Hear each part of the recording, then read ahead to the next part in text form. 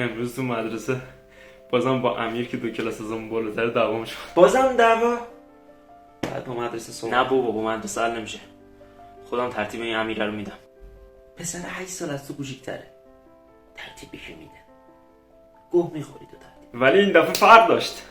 خودم ترتیبشو دادم. چطور؟ این دفعه بی وجود به آبجیم فوش داد. ها؟ به خواهرت فوش داد؟ آره همه بچه مدرسه بودن. در جواب چی بهش گفتی پسر؟ خودت میدونی چی گفتم. بگو چی گفتی داداشم؟ رگ غیرتم زده بود بیرون. روحیاتو دوست دارم. خودتون میدونید اسم آبجیم بیاد دیگه شوخی اینجا نیست. آفرین آماده برا شاید شبا نذاره بخوابه. من آمادم براش داداشم.